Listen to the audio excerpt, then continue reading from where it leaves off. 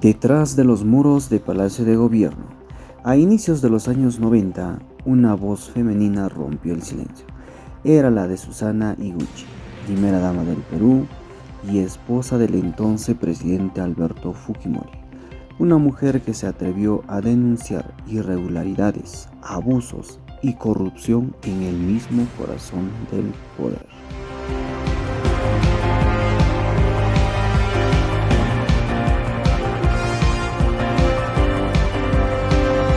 Hoy, en este episodio, revisaremos sus denuncias, el contexto político en el que surgieron y el impacto que tuvieron en la historia reciente del país.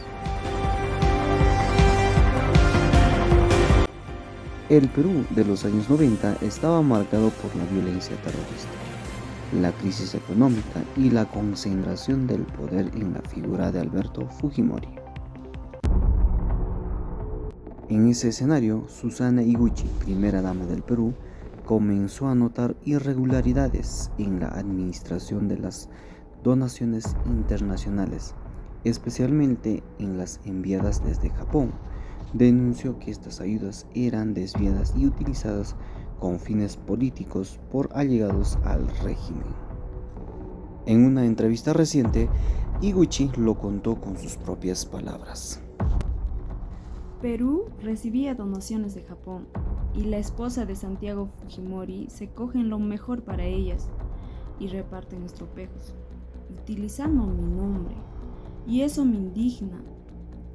Yo denuncié que las donaciones no llegaban al pueblo, que eran utilizadas indebidamente, y por eso me castigaron, por decir la verdad. Su testimonio directo generó conmoción. Por primera vez desde el palacio, alguien se atrevía a señalar públicamente la corrupción en el corazón del poder. En 1992, Higuchi denunció públicamente que existía corrupción en la administración de las donaciones japonesas. Además de sus declaraciones orales, Susana Higuchi plasmó su denuncia en una carta dirigida a la prensa. En ella afirmó que las torturas y abusos que esperaba fueran reconocidos por la opinión pública. Keiko me abandonó. Prefirió el dinero sucio de su padre. Para mí tiene cara de diablo.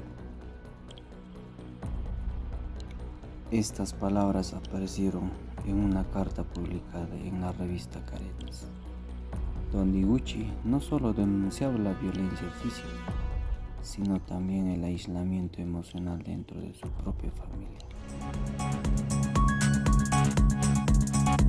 Pronto comenzó a hablar de abusos más graves.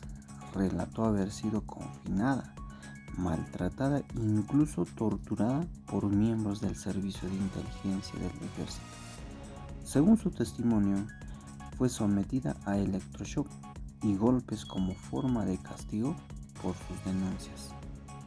En el Congreso, su testimonio generó conmoción, mostró cicatrices, habló de su dolor y señaló directamente al círculo más cercano de su esposo.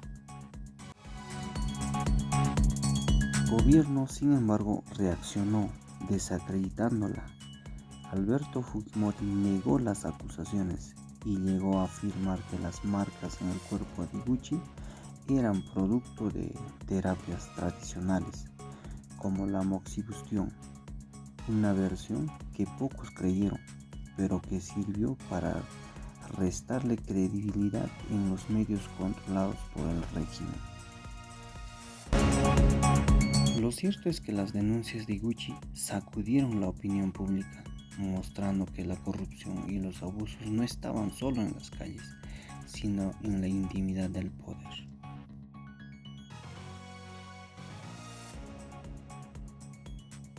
Las denuncias tuvieron un alto costo para Susana Higuchi. Fue desplazada de sus funciones como primera dama y reemplazada simbólicamente por su propia hija, Keiko Fujimori, con tan solo 19 años. Pese a ello, Higuchi no se retiró de la vida pública e intentó postular a la presidencia en 1995.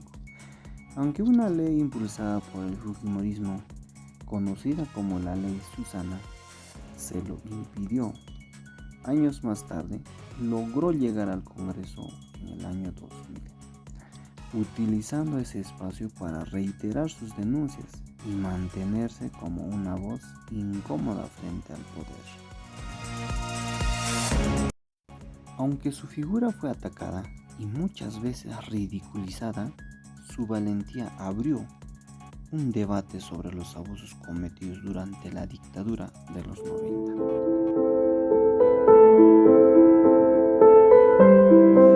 Susana Higuchi se convirtió en un símbolo de resistencia frente al abuso del poder. Sus denuncias, muchas veces silenciadas o minimizadas, dejaron una huella imborrable en la memoria política del país. Recordar su historia no es solo un ejercicio de memoria, sino también una advertencia. La corrupción y los abusos pueden anidar en el corazón mismo del poder, y se necesita valor para enfrentarlos.